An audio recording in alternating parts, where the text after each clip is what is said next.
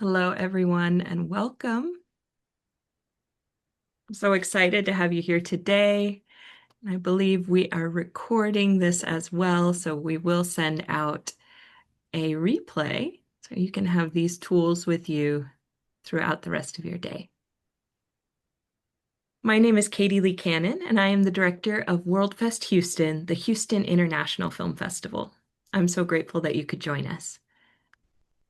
Now, WorldFest has spent nearly 6 decades celebrating filmmakers and storytellers from around the world. And as we move into this next chapter of the festival, we're expanding that mission into something that's near and dear to my heart, WorldFest Wellness. The idea is simple. If we want sustainable creative communities, we have to care for the people behind the art. Filmmaking and creative work can be incredibly meaningful, but also demanding. And WorldFest Wellness is a space where we explore rest, resilience, embodiment, and sustainability for our creators. And today I am honored to be joined by Tamika Caston-Miller, a dear friend and a brilliant visionary in the wellness sphere. She is the founder of Ashe Yoga Collective, which you'll hear more about later, an international yoga educator and executive coach, a contributor to Yoga Journal, founder of the Ranch Houston, and a community builder focused on rest, resilience, and collective healing. Tamika often says that yoga isn't about fixing ourselves. It's about remembering that we are already whole. Tamika, thank you so much for being here. I'm so excited to share this space with you, and I'm turning it over to you now.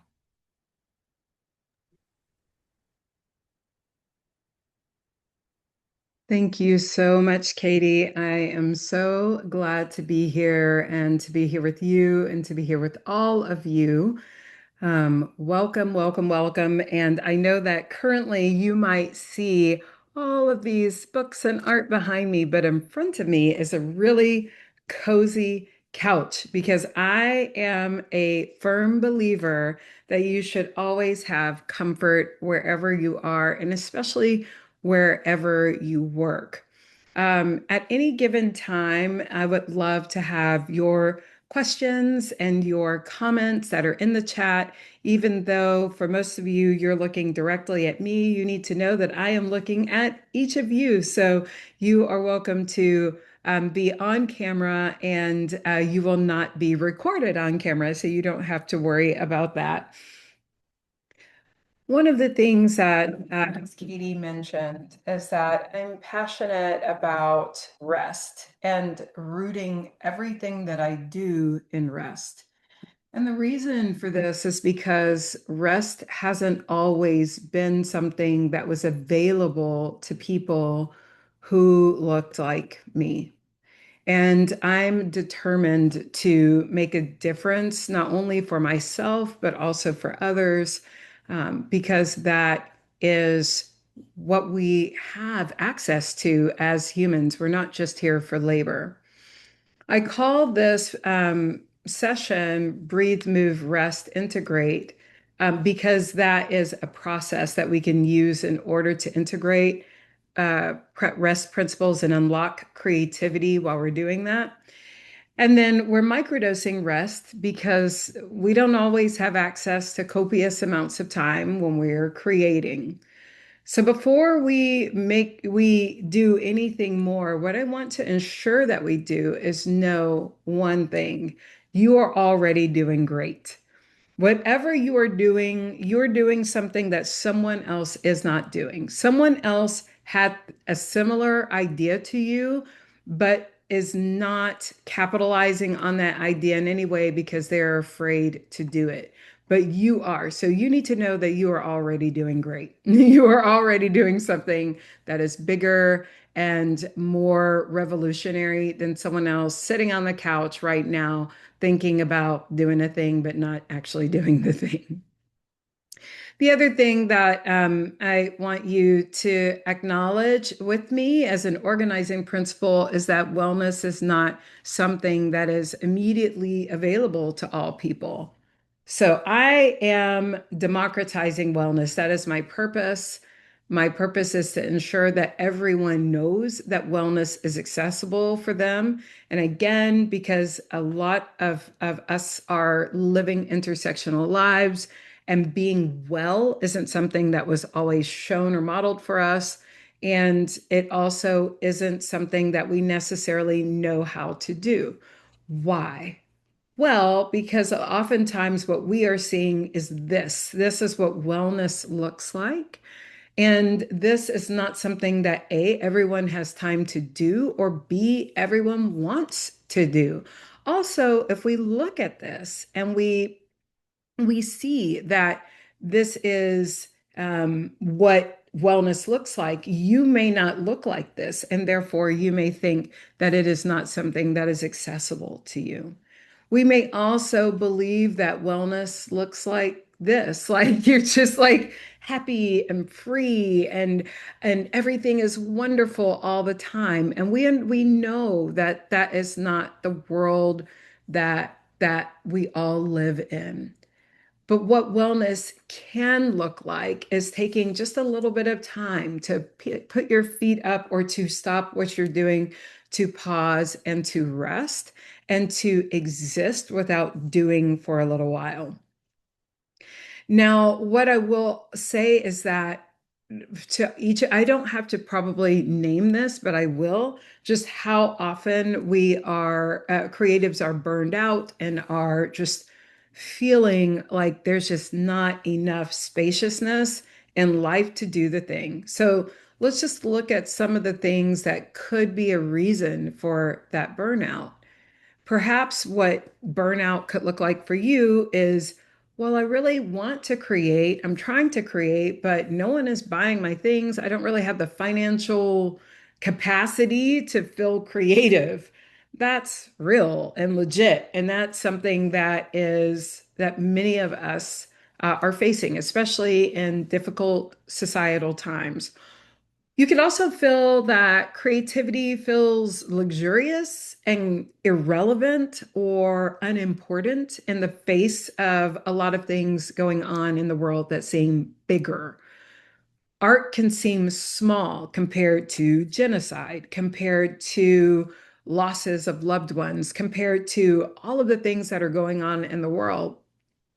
And intersectionally, you may be in that group of people who is currently being oppressed, or you may see yourself reflected in a group of people that's being oppressed. So art can feel like it is unimportant. I remember having this conversation with my sculptor wife and saying, I kind of feel like all of this just doesn't really matter. I kind of feel a little dumb right now. I mean, my art is floral design, and I was just like, it's just kind of playing in flowers. And does it really matter? Does any of it matter? And my wife, who has been through war and coming back from that, said, if we don't have that, we don't have a reason to stay. The beauty is the reason to stay. Now, I will tell you that I'm sure you've heard many incredible, unshakably amazing leaders and guides within the thinking world say things like art imitates society. Art is a reflection of what the world is going through. Art is, necessary in these times. But it kind of feels like a platitude unless we understand what that actually means. And also, it can feel like there is a heaviness to being the purveyor of this work while confronting our own possible erasure or our own possible oppression or our own whatever the case may be. Now, you may be a person who is living great, you've got money flowing, you're impervious to all of the things going on in the world. But for some of us, that is not the reality that we are living, and we are still carrying the weight of trying to put more beauty into the world. How do we hold both of these things? And also, if you are from a particular community like mine, an African diaspora in the Americas, then you may have not been given access to rest. Rest could have been dangerous.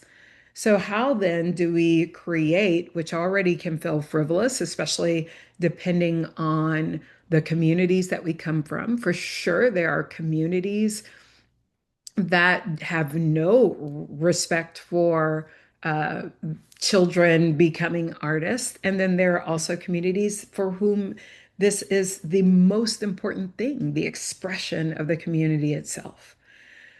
And we could talk about how, this appreciation for art and creativity has been colonized out of us. We could talk about that. But I don't think that that's a solution. I think that that is something that, okay, we can acknowledge, but does it give you permission to be more creative and rested? I don't think so. I think it's just another topic. So, how then can we look at creativity as a necessary thing? How can we look at rest as a necessary part of the creative process? That's something that I like to explore with you. Um, so we'll name the lack of kind of safety around financial security as a reason for feeling stressed, burning out, lack of support, the benefits that a lot of people are used to having from a full-time career working for someone else just are not available for many creatives. Um, there is a different way that the world is communicating and sharing information. You may be afraid of AI and whether or not AI is going to steal your art and reproduce it. You may be trying to navigate how to leverage technology to make your world more available, your art more available to others. Some of you may be looking at the world that we live in now as an opportunity to go outside of your immediate community so that your art gets seen by your true fans and you're able to find them around the world. And that shift into that online space, that metaverse, can be really challenging and scary if we don't know how to navigate that well. And this isn't a webinar or a talk about how to navigate that well or how to find your tech stack or integrate all of these things. This is not about that. This is how to remain you and centered so that you can find what makes sense to navigate those challenges. And of course, just the inconsistency of it all can lead to feeling a little wah wah about all of the things because consistency creates energy, and energy creates belief, and belief creates movement. And movement is really what is a formation or founding principle of what is necessary in order for us to really feel like what we're doing matters. So let's talk about belief for a little bit, because what if the belief has to be there before the movement is there? I mean, and this I think is probably real, right? Like you can let me know in the chat if that's real for you.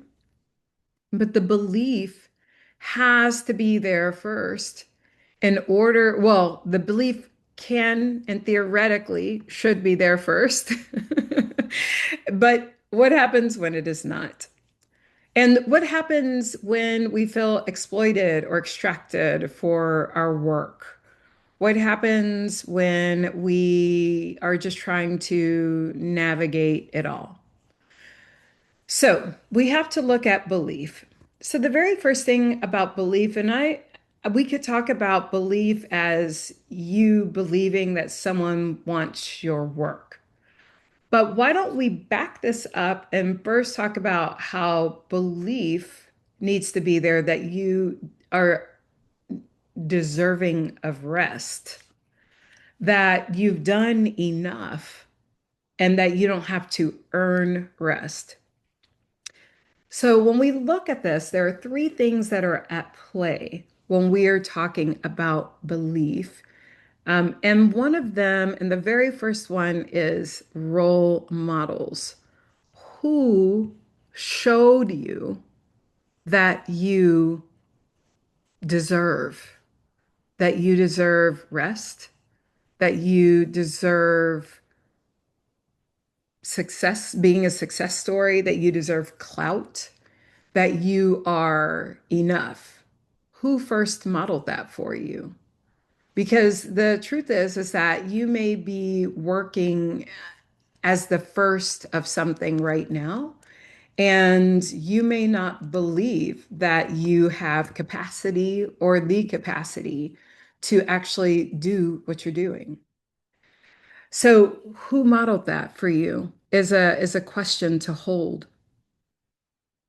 And not having a role model for either the success that you're looking to build in the world or the rest that you need in order to power that success is really challenging, because at some point we have to learn from our role models. Now, we're already, as creatives, we're already in a challenge of believing that we deserve, believing that we are good enough, believing that the work is good enough. So we already are dealing with imposter syndrome. And now we have to also believe that we have done enough to rest. Who modeled that for you? So if you don't have a model for that, then you have to know that you are already doing something that is challenging, and that is that you are the blueprint for your rest model. You may also be the blueprint for the person who graduated from university in your family. You could be the role model for the person who left home and lived abroad, or the person who is a filmmaker, the person who is a screenwriter. So you could already be a blueprint in other ways. This can feel like just another layer of being the first to do a thing. And because of that, it can be really challenging. So can you find role models out there? Absolutely. And also know that you might be that role model for yourself. And that is both a blessing and a challenge, because that means that you are going to be creating from gut feeling, from, okay, this feels good. And that just may not be enough for you. All right. So, who was your role model of rest? And how does that shape what you believe about rest? Also, who was your role model for creativity? And how does that shape what you believe about creativity or yourself as a creative? Chances are those answers are related. Chances are they're either directly related in parallel, or they're related as opposites. So you may have seen creativity as a product of a lot of work, and therefore rest wasn't modeled for you. Or you may have seen that neither rest nor creativity was modeled for you. We have comments saying, I didn't see a role model for of rest for a long time until I started my yoga practice. That's real, and that's true for many, many people. Another saying, it comes from internal without known outer role models. It can, intrinsic belief can be there, but not everyone has that intrinsic belief. Or maybe we do all have it because we've all been kids that feel like we can jump off of a thing and we'll be fine. And we believe we can do all the things. But we may also have a lot of people role modeling that we need to do things safely or carefully. We need to, if we do that, we're not going to be okay. And this really shows up in terms of being okay financially. Like, you have to remember too that Safety for people living on the in margins, sort of traditionally marginalized people, looks a lot like having some money in the bank, looks a lot like making sure that there's a roof over their head. So that feeling of safety may not, that belief around safety as a financial security may not look like it makes a lot of sense for us to rest. Like, I'll rest when I'm dead. I remember saying that all the time. So rest may not be something that we believe is a part of safety, but rest is absolutely necessary for our physical, emotional, and spiritual health. Without it, we literally die sooner than those who are more rested. And the truth is your art can't be seen by anybody if you're not here. And that's the reality. Another aspect of belief is social learning theory, and that is that we learn new behaviors, attitudes, how we emote, how we react, and how we do all of those things through imitation.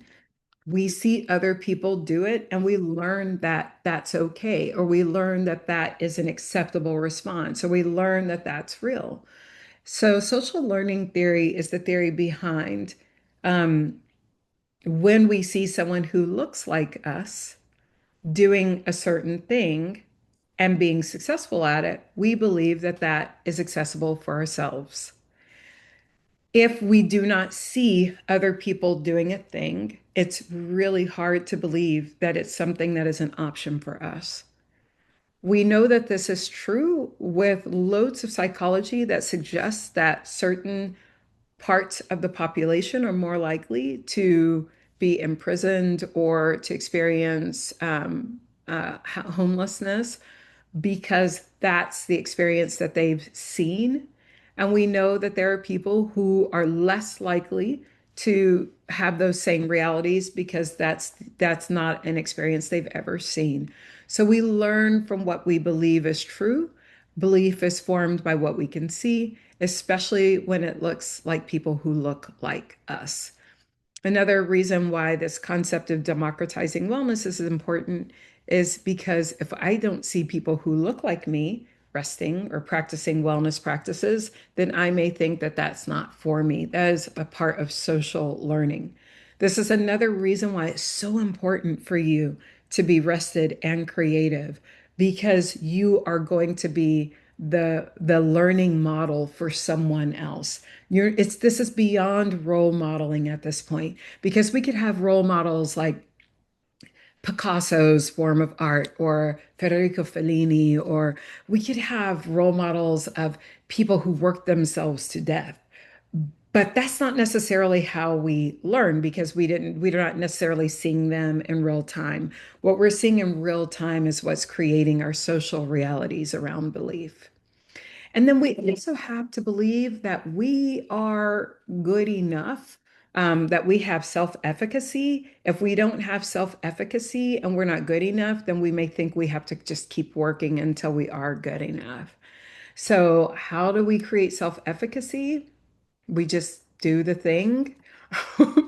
We do it, we learn, we fail, we do it again, we learn, we succeed, we do it again, we learn, we succeed, we do it again, we learn, we fail, we do it again, we learn, succeed, succeed, succeed, fail, succeed, succeed, succeed, succeed, fail. And that is how we are failing forward and learning about our own self-efficacy. We are failing forward. And the most successful people out there outfell their competition. We're not fearing failure, but rather saying, hey, it's a part of the learning process. So this is it. This is the part. There is a creator right now who is calling this her year of 1,000 no's, and she is just ticking them off one by one. How many no's can she get? Because the more no's that she gets, the more yeses she will get. Um, so consider that you proving to yourself what is true for you involves you actually putting yourself out there and learning what is true for you. That is a part of your belief framework as well. So now that we know that this can and hopefully uh, this if this is true, this can feel really kind of scary, but it can also feel liberating because now we know that A, if I feel like it's hard, I may not have seen anyone do it for me. B, everything around me might be trying to convince me that I don't have the someone who looks like me to do this. And then C, I don't have any real proof that this is okay. And the beauty of this is like toddler level um, opportunity. That means that it's okay if you like there's no way to really do it wrong because no one is blueprinting for you how to do it right. So let's reframe this back in terms of rest. How then can we apply the trifecta of belief to our own ability to rest? And is rest difficult for you? Is rest something that you even feel like is a safe space for you to be in? Hold that inquiry or notate your answer within the chat. Is that something that is even a safe feeling for you? So, what are some ways that we can begin integrating rest? This is a way that we can bring in rest wherever we are, depending on the amount of time that we have. Now, you may, as the comment in the chat right now, saying it's so hard for me to rest. I feel like I should always be doing more. And then there also might be a period of time in which you feel like all you're doing is resting. And does that mean that I'm like in an anxiety moment? Am I in a depression moment? Like what's really going on? So what is actually happening with rest? Is it a harbinger of a mental health moment where we need to check in? Or is it possible that if we're avoiding rest, that we could be in an anxiety moment where we're really afraid of what is happening and what's possible? So we can interrupt both of those with these little pieces of rest practice integration. I do want to say one more thing, just in case you are not convinced that you should rest. Just in case, I will say one quick thing. For 2 weeks, I gave myself a rest and movement exercise. My rest and movement exercise was to see if it made sense for me to wake up and write. Now, I don't mean like wake up and journal. I mean wake up and write. Write. Like get a book published writing. And I am a 9 a.m. wake up girly. I love a late wake up. I want the sun to have risen before me. I don't care about that 5 a.m. at the gym crew. That's not me. But what I will say is I was also feeling a little stuck in my writing. And the truth is that I have some people waiting for a book proposal for me from me. So I can either lose those opportunities or I can shake some things up. So to shake some things up, I needed movement. So, what that looked like for me was waking up every morning before the sun came out, taking a yoga class, moving, and by the end of that yoga class, the sun comes up, and then I write as the sun is coming up, and I get something out there, something into my Substack. I was like, I'm only committing to this for 2 weeks. I'm just going to see what happens because the reality is I don't know what my book is about. I don't know. I have too many ideas. I am all over the place and I have rested and I still don't know. So I needed some movement to precede rest. And so I did. I woke up and I gave myself permission. I said, my only commitment here is to wake up, move, then write. If I want to go back to bed until 9 a.m., when I would normally get up, then that is what I will do. I am not becoming the 5 a.m. wake up person. I am testing a theory right now, and that's it. So I unburdened my story around the movement and the waking up and the doing something different. I unburdened it from all of those other stories from other people who are like, 4 a.m. wake up is a life hack and blah, blah, blah, blah. I don't care what it is for them. I care what it is for me. And the only reason why I chose this time was because I knew for sure I had access to a movement practice every single day at that hour. It's the only reason. So I did that. Wake up, groggily, get get to yoga, practice, move my body, then write. And I did that every day. Well, I was only doing that Monday through Friday at that hour. And then on the weekends, I allowed myself to get up a little later, write, and move on. I told my other half, I will talk to you after I write. This is what I need to do. We got into a rhythm. By day five, when I'm driving home from movement, my movement practice, I said, I've got my idea. I became so clear on it, and but I was driving, so I had to voice text the idea because it came to me and I didn't want to move it. So there's something to moving the body, movement in general, that creates a shift. 5 days is all it took. But I will tell you that a crucial part of that process was movement, then there was rest, and then there was writing. There was a part that I didn't name that had to happen before the creative process. And that was that rest piece.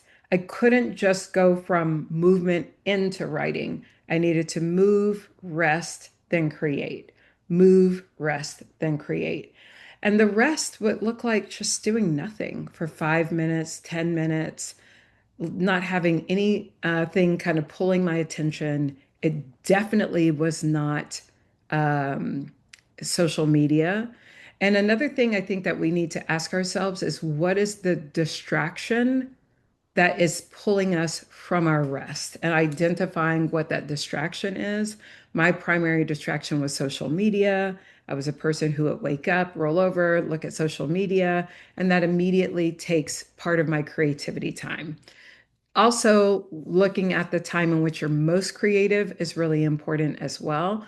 I knew that I was the most literary version of myself earliest in the morning. So I'm the most academic in the morning, and I am the most creative, kind of free in the evening.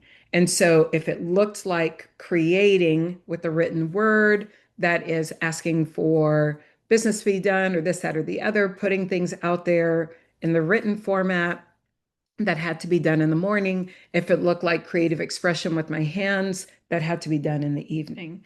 And knowing that rhythm was really important. And what always preceded it was movement and then rest. So, getting back to the rest practice that you can do is any one of these. It can be just 60 seconds sitting in your car or sitting on a bench and breathing. So let's do that now, just for 60 seconds. And I will even put a timer on. And what could it look like to do nothing? So just take an inhale for you and exhale, let it go.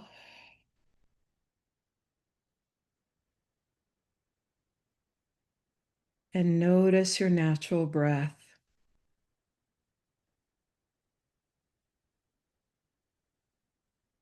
Notice your breath coming in through the nostrils and out of the nostrils.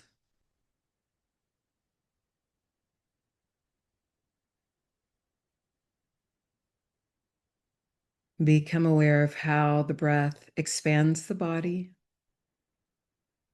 as you inhale and softens the body as you exhale.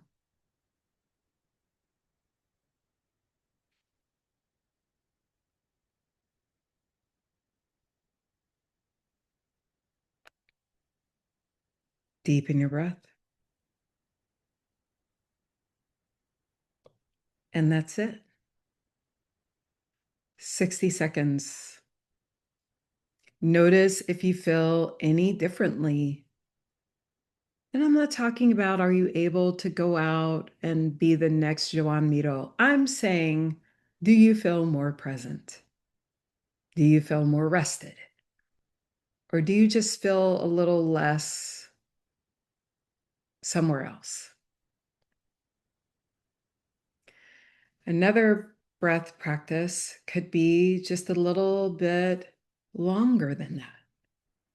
5 minutes of breathing and observing. So what we'll do is we're going to do 3 minutes of that, breathing and observing, just so that you can notice what breathing and observing can feel like and how quickly it can reset what you feel. I see a comment that says, I feel a little more spacious. So let's add a little more space. So first, just notice where you are without looking to fix anything. Just get a sense of where you are and notice what's around. Even if it looks like, oh, I need to do that, let go of any judgments around it. And maybe even let your eyes linger if you see something kind of interesting that pulls your focus.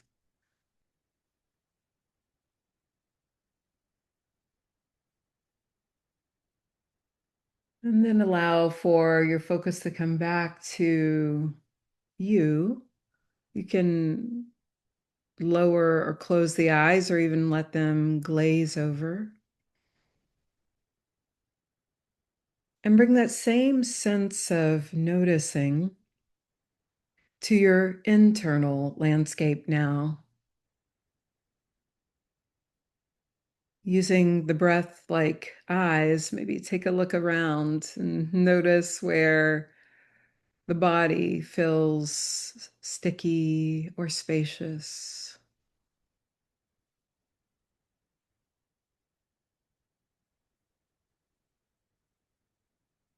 Bring awareness to your breath and sense a natural shaping of the breath,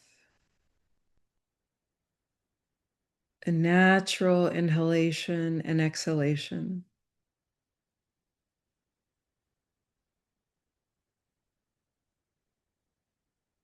And the next time that you inhale, perhaps make the inhale a little more profound, a little deeper, a little longer.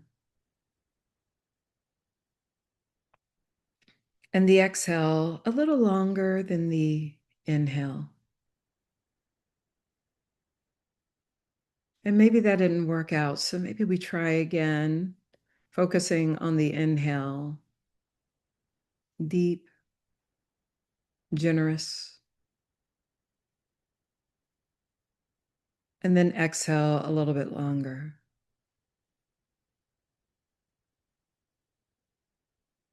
And if you notice that the exhale doesn't want to be longer than the inhale, then we say, okay, let's make the inhale longer than the exhale.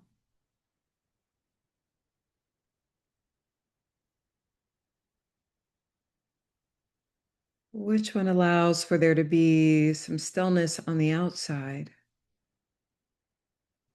with movement on the inside?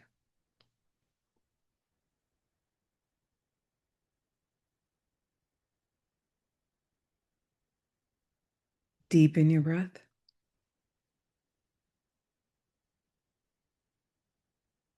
And on your next exhale, let the breath make sound. You could bring your hands together, create a little bit of warmth by rubbing them together if you'd like, and then place them at the eyes, over the face. Feel, sense, and observe the heat between the hands and the face, or maybe the hands are chilly.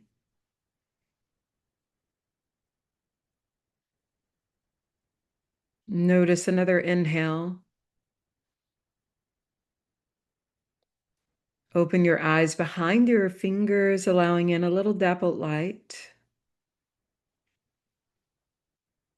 And then let the hands fall away. And actually, that ended up being 4 minutes. Notice and name any shifts.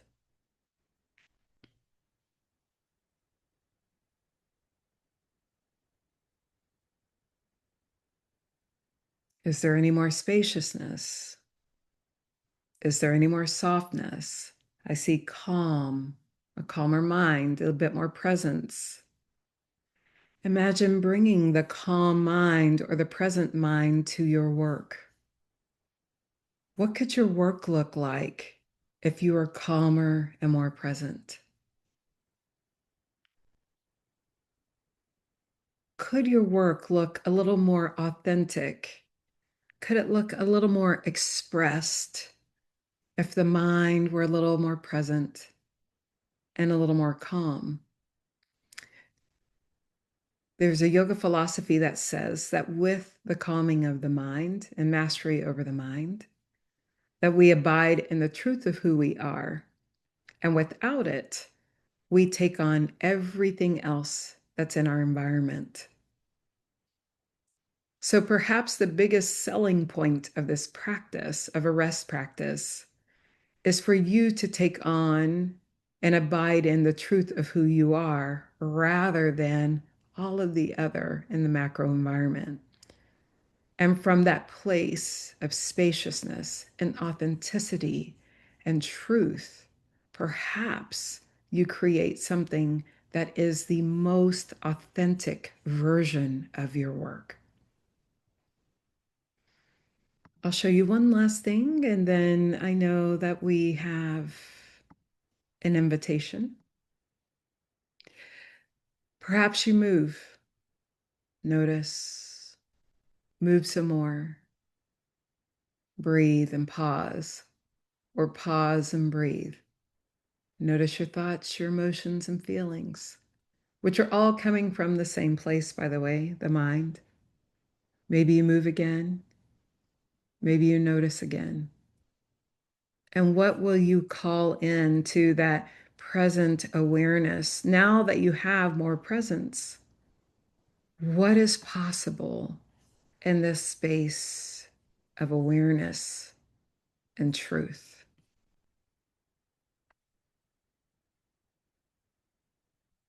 Thank you so much for exploring this with me. And we have an offering for you to continue to explore that I will kick it over to Katy to discuss. And if you have any questions while we're making that quick transition, then we will feel free to ask them in the chat.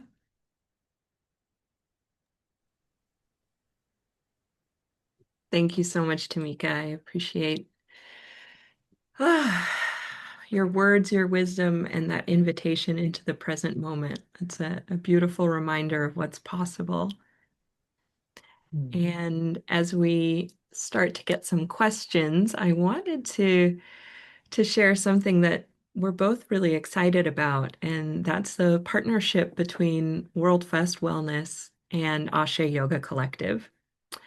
So Ashe Yoga is an online yoga studio where you can practice with some absolutely incredible teachers, and you can zoom in from anywhere in the world. And specifically for our WorldFest family, we have a special discount on the monthly subscription. So we invite you to join us. Use the code all caps WorldFest Creators when you sign up. It's a small way for us to support our filmmakers, artists, and creatives who want to build more balance and presence into their lives. So we hope you'll join us on the platform. There's some really wonderful offerings, more movement-based flows, some therapeutic yoga, some early morning meditation and somatic movement, and a lot of beautiful yin. So thank you so much for being a part of today. And why do you think we struggle so much with rest as creatives, Tamika? Oh, I think you're muted now. Oops. Well, you just missed the answer to the universe. No, but I really, The answer. I really think that what is going on is that we are existing within the world that we live in, and the world that we live in does not necessarily agree that we deserve or we should have rest. And I just think that that is really real. I think that we need to understand that there is so much that we need to unpack about belief. And when we unpack that about belief, then we're more able to actually support ourselves because we understand that that belief is like we're the ones creating the belief if we allow it. But so often we are not allowing for ourselves to create our own stories. And what's wild about that is that we're all storytellers. We're the storytellers. We're the ones designing the narrative. But when it comes to doing that for ourselves, I find that oftentimes creatives will create for others Mm. while believing stories that we have been told to believe about ourselves. So it's really important for us to be the storytellers of our lives as well, and for us to create new stories. Oh, yes. Yeah, so much was coming up for me during that and during your presentation. Just being in this productivity culture and growing up, there was this idea of, laziness, that rest was laziness. And so we really do have to rewire that and understand that rest allows us to have more productivity later on. So Yes. such a beautiful And reminder of it that. and it's not even about, we're resting to earn creativity or earn productivity. We rest because if we don't, we die early. We rest because our ancestors have already done the work to lay the foundation of labor for us. So many of us come from realities that for which rest was not a foregone conclusion. And it is really important for us to understand that part of our inheritance as humans living in the 21st century is a more rested life. And through that, we are able to be more of who we are. And if you are a creative, that means that you will create more. If you are a thinker, that means you will think more. If you are whatever you are, that will come through because it's coming through authenticity. So, with that, it is important for us to understand that abiding in the truth of who we are will create more of that truth. And if you are creative, then that means it's going to come out in your art. Mm. So, for those of you who are willing to come into that reality, I am hoping to help create that as an opportunity for you.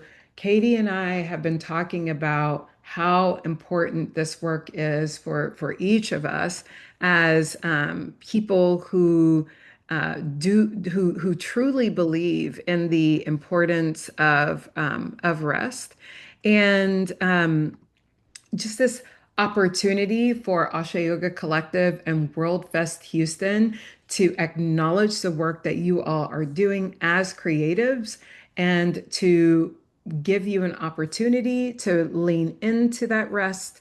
The rest practices, movement practices, thoughtful practices are all out there for you. And I am really hoping that you will step into this. So we have our normal membership is discounted for you, and you should be able to utilize WorldFest creators to do that. And if not, you can send me a quick message and I'll get that all done. Give us a chance to finish this webinar and it should work after that. And I'm just really excited about creating opportunities for you all to really lean into your best selves.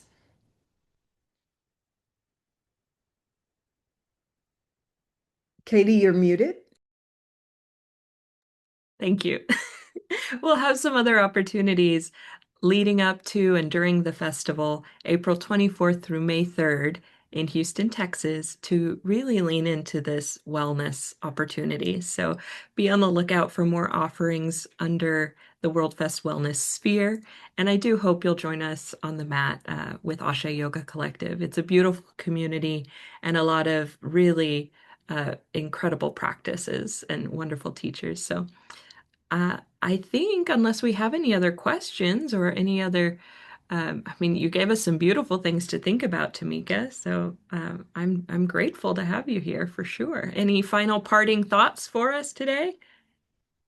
And I see you're on mute. We're passing it back and forth. I know, I know. I think that that is it. And I'm just looking forward to seeing all of you very soon. So for sure, um, let's see you on the mat when you're rested. Let's give you, just remember that you deserve, you deserve, you deserve. And we really want to see your work out there in the world. So come get rested so that that can happen. Well, thank you so much for sharing today. And I look forward to much more. And with that, our WorldFest Wellness webinar with the incomparable Tamika Caston-Miller has ended. Thank you all so much.